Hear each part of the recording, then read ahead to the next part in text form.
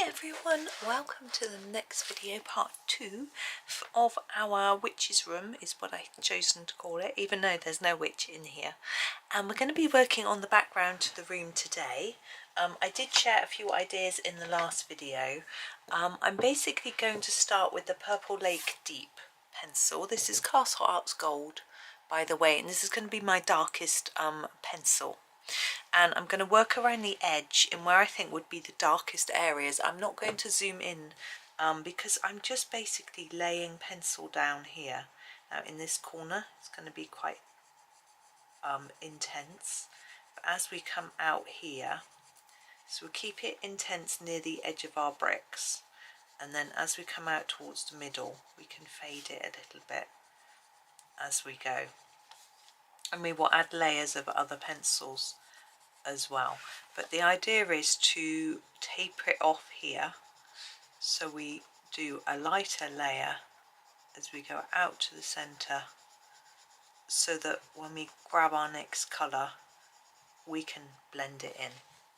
Okay, now sometimes with a soft pencil like this one it can be a little bit easier to start with the lighter color, but I want my lighter colors in the middle, and I just find it easier to start on the edge so that I can work out how much I need. I don't know, it's just the way I'm used to doing it. Now under the shelves there might be a bit of shadow. I'm not going to worry about shadows at the moment too much because I can draw shadows in after with a darker colour. That's easy. It's making sure that when we get to something like our fire we're doing a little bit of less colour so that we can see that where it's lit up. Adding on colour is a lot easier than taking colour away, but of course with a soft pencil like these we can put a lighter colour on top, so we've got a little bit of leeway. They're a little bit more forgiving. If we were using something like polychromos, once we put black down, however much white we put on top, we would not be able to make it disappear without using an eraser.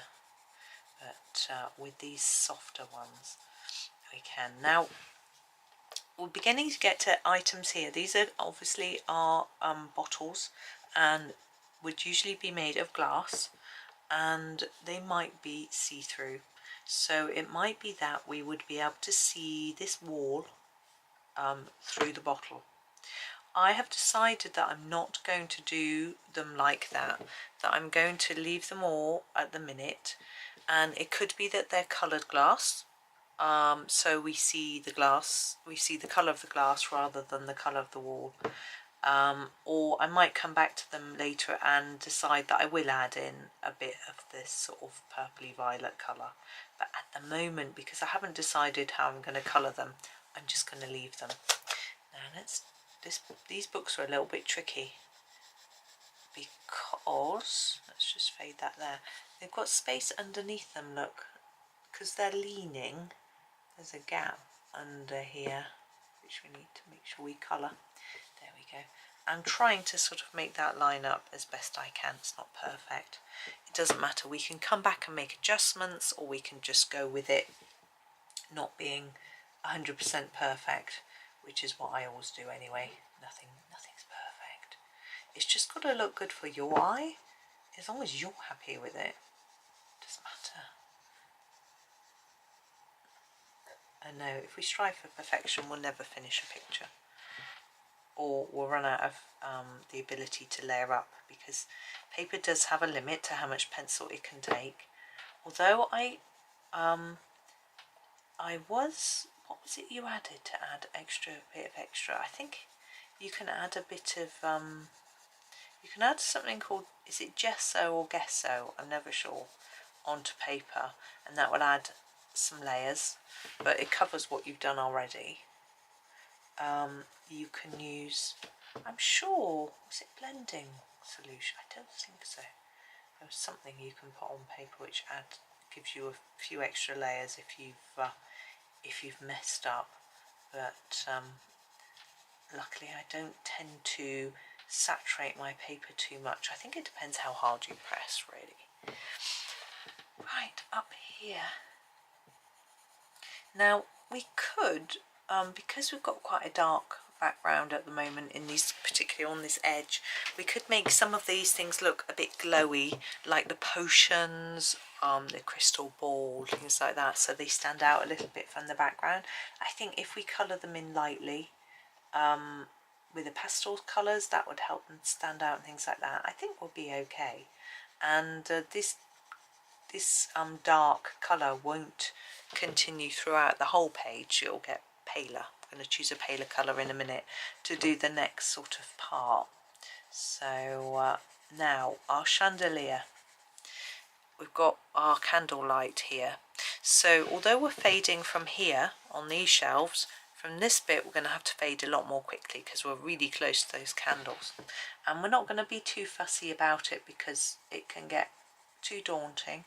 But I definitely still want a really dark line just along the bricks, and then we can very quickly scumble that out to a lighter colour like that. Now these lines I might draw back in with some pen. I'm not sure yet. It's early days in my thought process where that's concerned, but at the moment I will colour over them eventually with the purple, just because I can't colour round them, and we'll just see how it goes. I'm just going to sharpen my pencil a little bit. So basically our layer of colour is a little bit thinner at the top here because the candles are so close. But I'm trying not to make it too complicated for myself. Now, is that a, what's it called, those clips? Or is it a bit of the bottle? I think I'll just colour around it as if it's a bit of the bottle. What are those? Kilner jars, those sort of metal bits. Is it one of those? And should we colour that in? I'm going to say yes, because I think it looks a bit weird otherwise, like it's got ears or something. And although Johanna's got the most amazing imagination, I'm thinking that jars with ears probably aren't something that she was planning on doing. I know it's a magical room, but it seems a little bit far-fetched now. Let's think, we try and sort of do about the same amount here as here, which we are. So that's okay. And then working our way back down the other side. And try to, excuse me, keep your pencil sharp enough so that you can get between all the items, but not so sharp that you're pushing really hard into the page all the time, because you don't want it to be the same amount of intensity all the way across the page. The backgrounds are really interesting to me. Sometimes they can absolutely lift a picture and make it look fabulous, and sometimes they can look so good that you can't even see or make out the picture, which I always think is a bit of a shame, because you might as well just be colouring in a normal book, not a colouring book, if you're going to do that. Or they can just be so dark or bright that they take from the whole picture. Now my aim with backgrounds is always to try and make the foreground pop out, not bring attention to the background. But this is quite an intense colour, but once we start to fade it in, I'm really hoping that the things will pop outwards rather than the background looking like the main part of the picture. Now I'm sorry if you're watching this on the phone, because I'm so zoomed out, you can't really see very much, but I need to be able to sort of have the whole page on view at the same time. I don't know if you can zoom into videos. I don't know if that's the thing, but I'm not really doing anything too much. I'm just fading my purple inwards. There we go. Now ideally your colouring should all be in the same direction, but when you're colouring around little tiny items, it's really quite difficult to achieve that. Just do the best you can, and that's all we can ever do, and don't worry about it. It's just colouring. As my friend's daughter says to her, it's just colouring. No, don't get stressed about it. It's meant to be fun and relaxing. So just go with it. If all goes horribly wrong, well, you can just turn the page, do a different one. That's the attitude I try to have, because it should be fun, and that's why I did it as a fun hobby. You know, it might be a way of me earning a little bit of extra money, and so it's sort of like a job, but I still want it to be relaxed. Now we've done that colour, Purple Lake Deep, I'm going to use the Heather Purple for my next colour. Here it is, Heather Purple. I'm going to sharpen it.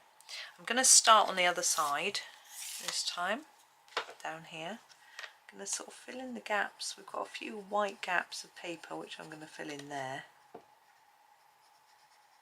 Going to go over it all and then take my colour further out. Now down here we have the same going on as we do at the top where we've got light. So we'll have a think about that as we come out towards the edge of the shelf. I think it probably won't make too much difference at the moment. So we just need to keep fairly light. I think I'm going to do this one and then think about how far I'm going to come across with this colour. To basically fill in all the spaces and the gaps. And if it ends up that the edges aren't dark enough, we can come back with the darker purple, or even pop a little bit of black in there or something.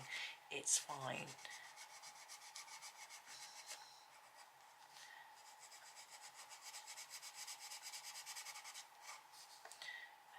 I'm going to bring this colour out a fair bit.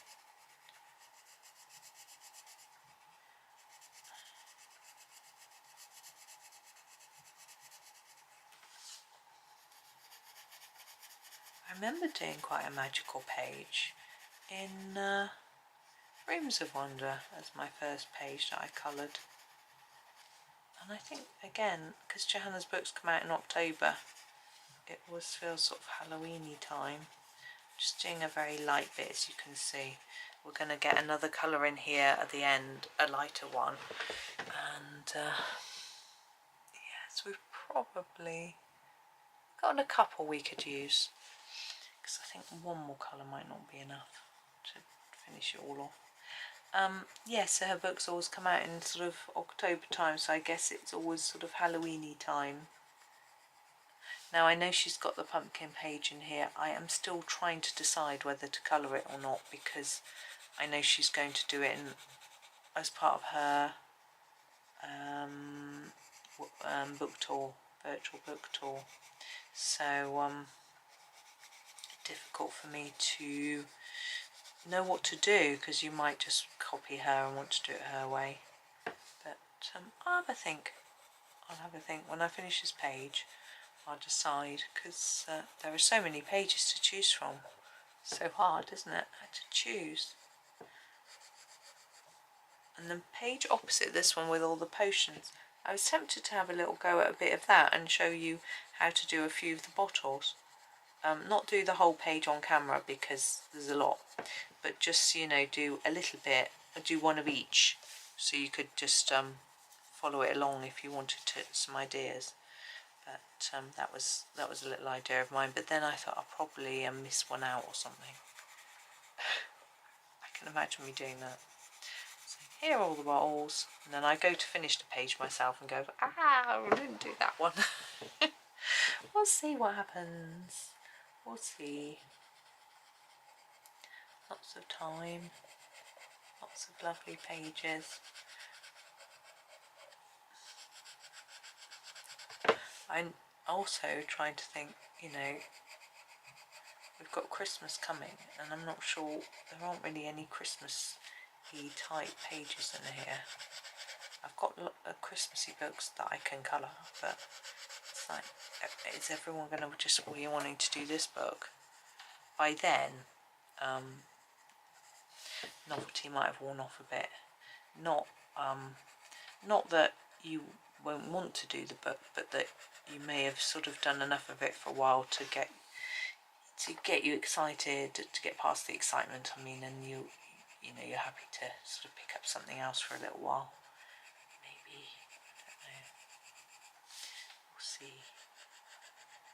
and there's some smaller, you know, the pages with the smaller pictures on, those will be series, which will be fun to do. Actually, someone's asked me to do a buddy colour with one of the series, and she says, you know, if I record it as a video and she'll colour it, and then it won't be nice. I think it's the page near the front of the book. She said, I had a quick look earlier, but I've forgotten now. Because, you know, good memory and all that.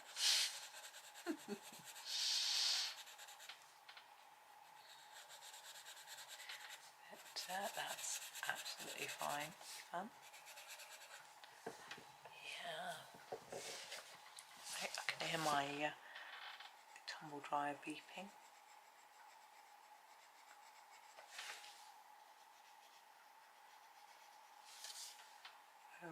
I decided I ought to do a big load of washing today because at the end of the week my son was saying, I've run out of t-shirts. Like, I need to stay on top of it a little bit more. I got a little bit wrapped up in things, I suppose, in my own things. It happens, doesn't it? Sort of forget about everybody else. Well, not forget. You know, still giving them, you know, making sure we had enough food in the house.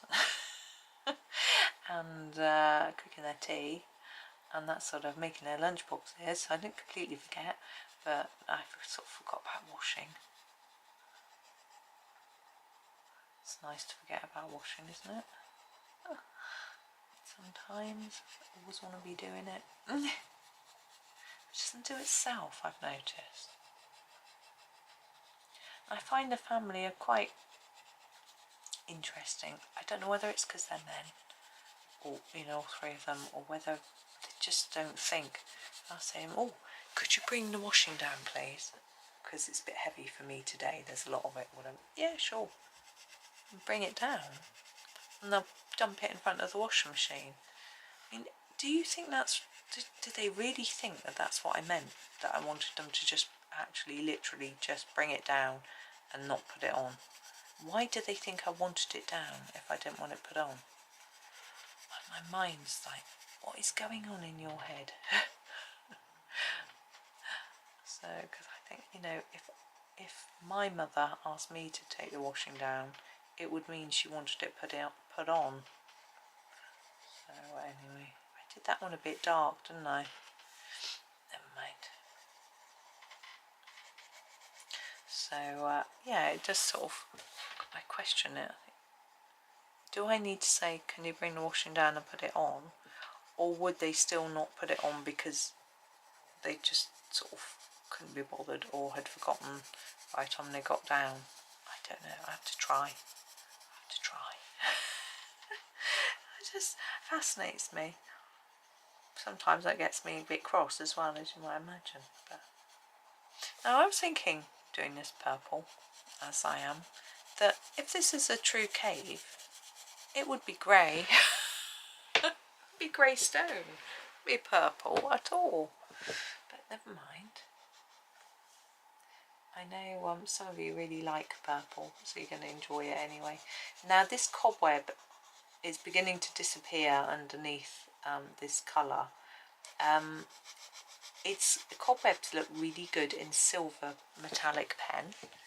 I'm telling you this because I'll probably completely forget to do it. Because if you look at cobwebs, they can be shiny. I've got to be careful, you've got a bottle hanging up. So if you add a bit of shine to your cobweb, it can look really pretty. And it's not unrealistic. We've got such a big cobweb on our door at the moment. It's a glass see-through French, it's French door. And so we can see through the glass, and the spider is there, keep building his cobwebs back up because the wind and the rain keep knocking them down. And the poor spider, he's got 6 legs, and yet he's still managing to thrive and build his web and catch his flies, I guess, whatever it is he eats. It's quite fascinating watching him, and I keep wondering if he's still okay. And then having a little look at him, and he's moving around up and down, building his web. Really busy. then have a little snooze, then get back to it again. My husband really dislikes spiders, and he suddenly found that he's not as scared as he was. He had to do a little job in the garden, and he had to move some sort of tiles, and there were loads of spiders underneath. And he talked to them as he did it, and he felt a bit better. And this spider that's on the door, it's on the outside of the door, so it's not in the house. He's got very stripy legs. He's very, very brightly coloured, and he stays very still. And he's not too big and he's not too small. You know, so the small ones don't worry me, but sometimes giant spiders. Ooh. Well, I say giant. You know, the ones that are as big as your hand. Sorry, I'm making you all feel horrible. But anyway, let's talk about something else. Sorry. Now, what is this here? Is this a sack of potatoes? Is it coal? I think it's probably coal. I was thinking, you could cook some nice baked potatoes on that fire. Food again, always thinking about food. Is that what these bottles are? They're all food, potions, spices, and herbs and spices. And this is a chef's kitchen. I don't think so.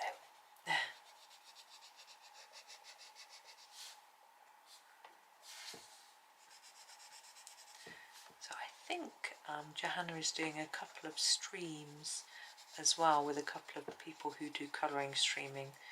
I think maybe Susan Wimperneyberry. Has she recently done one with her? I'm not sure. I haven't watched it. I don't always get time to watch other people's videos. I watched one Colour with Claire the other day. I was interested because it was a tips for colouring really simplistic pictures. There's a sort of trend for really simple books at the moment, not this one obviously, and I have actually got one, and so I was quite interested in watching her tips video. It was very good, very interesting, and certainly if you had one of these books and you followed her tips to colour it, it would certainly look very much like an adult had coloured it, because some of the comments from people were on when she first posted that she was going to do this, and some pictures that she'd done from the books. People going, this is kids, because it's so simplistic, it looks like kids colouring, a kids colouring book. And I was like, that's fine, but her colouring is so good, you can tell it's not a kid that's coloured it, you know. And actually, what does it matter if it did? I mean, obviously, it's not what you'd expect from her being a YouTuber and all that sort of thing, and how good she is. But what I mean is, does it matter if someone's coloured it and it doesn't look perfect? I'm going to go to Purple Lake. If it doesn't look, you know, as someone might expect, it's fine. Right, we're going to go over here. I'm going to colour over this. You know, colour however you want. It's your page, it's your project. You don't have to show anyone. You don't have to, you don't have to post it online. It's completely your. Oh, I just snapped the end off the pencil there. I sharpened it so vigorously. Look, the end came off. Whoops. So I think it doesn't matter. Find a page you like and colour it. And also, I'm just trying to decide what to do under here. I think I'm going to use this down here. If kids colouring books are much cheaper, so you might not be able to afford the adult books, I'm just going to taper that off a little bit. I'm going to go in with a really light colour just around the fire there. I'll put this one underneath. You know, and if the paper's usually a bit rubbish though, that's the only thing. But you know, it's just up to you. Do what makes you happy, as they say. Don't worry about other people going, this is childish. So what? In fact, I read a post just recently on a colouring group where someone said they'd been told the colouring was childish by certain people and it upset them, and I've had exactly the same thing happen to me, and you may have done too. And it did. It is a little bit upsetting when people sort of say, well, you could be doing this. I get a lot of the time I get, well, why don't you learn to draw? I don't want to. Now this isn't my husband, by the way. He can draw. He can draw and stuff, and he enjoys doing that, and that's his thing. But he's never told me that I should do that. He lets me do my thing. I let him do his thing. You know, that's the way it is. Other people though say it to me a lot. You know, why don't you learn to draw? I don't want to. I don't like it. Right, this is gonna sort of fade off here, around here. This bit can be from here. So we've just got a little bit of a lighter area around our fire.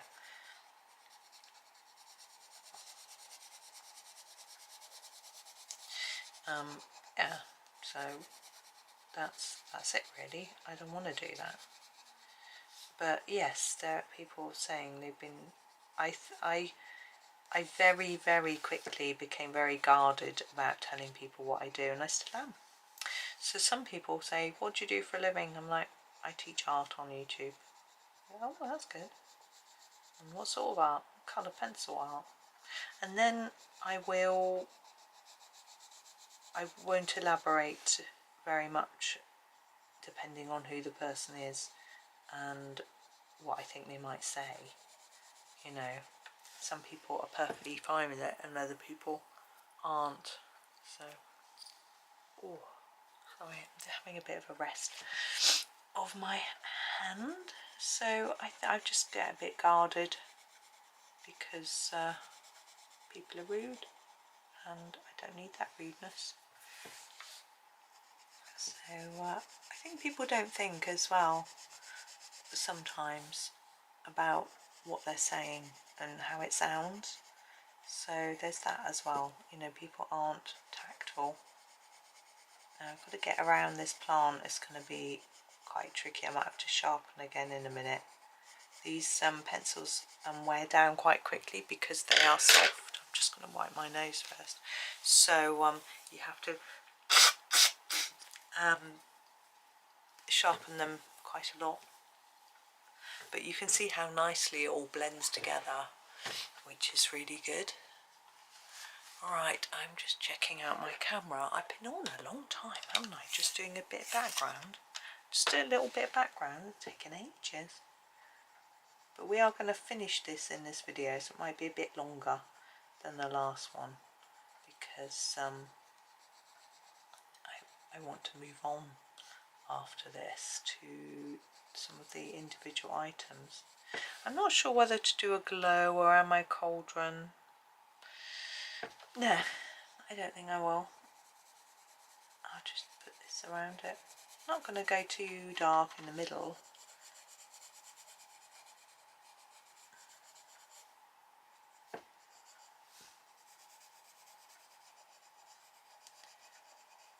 Just gently go around all of our little bits and pieces. There we go. Yeah, I just think it's important to protect your mental health by being a little bit careful about what you're saying to people. I think I learnt that when I was at school, to be honest. We didn't talk about protecting your mental health in that sort of way back then. But basically, you know, people would bully you if they found out certain things about you, you know, so you wouldn't tell them. I remember the same with my boys. I would say to them, don't tell the kids in your class what time you go to bed, you know, that sort of thing, because or lie. I mean, it sounds horrible to teach your kids to lie. I was like, you know, they probably will lie because they want to sound grown up and say they go to bed at midnight or whatever. It's up to you. But you know, if you say you go to bed early, they'll, which they did, you know, used to go to bed early, get up early. It's what we've always done. I said, you know, so don't let them tease you about it, you know, don't tell people. I mean, what used to be tricky when I was at school, which they didn't get, was certain programs were on late at night and I wasn't allowed to watch them, or I wasn't allowed to stay up. So I would get asked about these programs and I didn't watch them. So that was always a bit difficult. But there's nothing you can do because your parents... I remember someone saying to me, I was like, well, my parents make me go to bed early. She said, well, don't you hit them if they don't let you do what you want? It's like, no. It's like, wow. I don't know whether that person... I'm trying to... I really don't think that person really did that. In fact, I can't imagine many children doing that. At 11 as well, and a girl, it just didn't feel right somehow. Right, we've got our candle-y bit to do. I'm going to come back to this in a minute. So we're going to go over this bit, but we want to keep this bit quite light, so I'm going to only use a little bit around here, like that, and then keep that bit lighter, like that. And a bit at the top here, but again, keep it fairly light.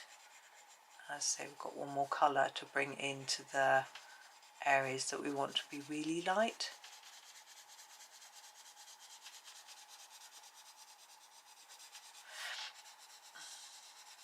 Like that, and now we can finish filling in all the rest of this bit here. Yeah, so I just tend to be a little bit guarded, and I also don't even show many people what I do. It's obviously all online for people to look at, but people who aren't interested won't look, you know, and won't know where to look, you know. So or if they find it, they might not know it's definitely me. So and they might not ask. So that's how I sort of do it. And yeah, because also, you know, if people don't know anything about YouTube and you say, oh, I've got 11,000 followers, they might think, well, is that a lot? Is that a few? They might think, well, Mr. Beast's got millions. That doesn't sound very many, you know. And I think if you've never done it before, or if you don't really follow smaller channels, you wouldn't have any idea of how hard it is to actually get that many followers, especially in a sort of niche area like this. So it fascinates me anyway, but you know, the attitudes of people. But I just, as I say, I just protect myself a little bit from it, particularly if I'm feeling in a sort of vulnerable type mood, you know, which sometimes we are. And sometimes we aren't. As I say, it depends on the person. If it's some sort of stranger in the street, then, you know, I can say what I like. If it is someone that I'm going to see regularly, you know, family member, a distant family member, then I might be a little bit more cautious. I'm just going to sharpen my pencil again.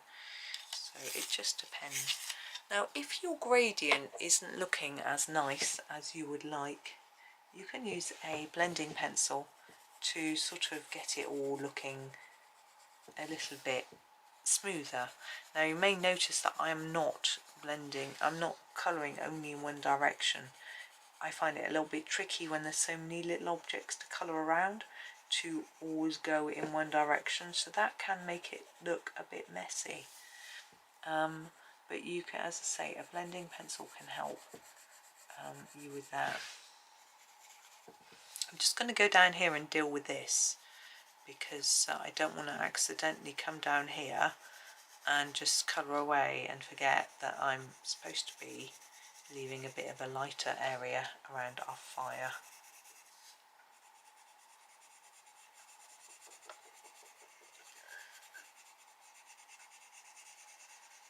So it's sort of going there. like that, I think. Yeah, I'm looking at the candles, thinking that's about the same amount of space that I put around the candles.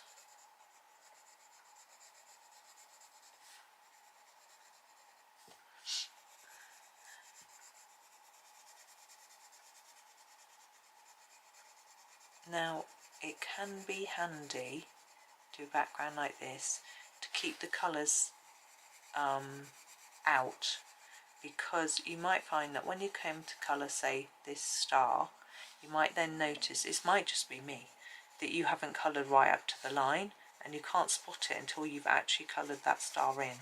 So it can be a good idea to keep your pencil handy, and you might need to just colour that edge in a little bit.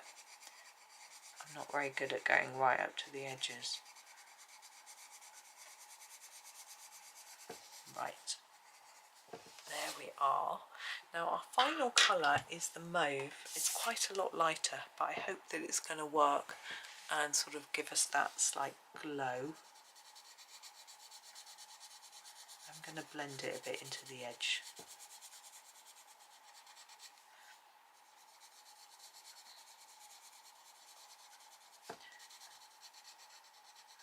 Now what I think I'm going to do is, when I finish this video, I am going to get, as I said, a blending pencil and just blend this up a little bit. I'm pretty sure that the Prismacolor pencil will probably be the best for this. It is a very nice blending pencil, I have to say.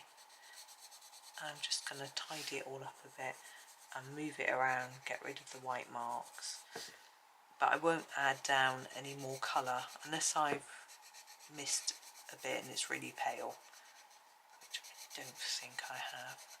I won't add down any more pencil. It will just be a matter of smoothing out what's there. Go up here and just do this bit, because here, look, there's quite a line which needs dealing with, for example, and if we blend it, it will just smooth that out. I'll show you how to do it before the video finishes, in case you want to do it with yours. But you can also add an extra layer of colour if that suits you better.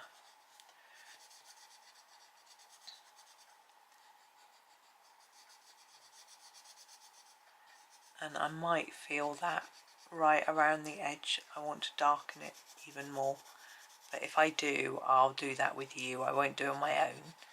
As I say, I will just blend. So I'll get my blending pencil, which is here. I'm just going to clear scribble it on my page to make sure the end is clean. So here it is. This is the colourless blender. It's Prisma one. You can't. It's sharpened. So I'm just going to use a little circular motion here to just blend up all the colour. It gets rid of all the white paper, sort of almost burnishes it in. So I'm going to do that all over, and I'll take a photo so you can see it, but I've overrun a little bit on the time I wanted to take, but that's okay. But I'll be back tomorrow we'll do some of the details, which I'm looking forward to. But for now, I hope you have a super day and happy colouring.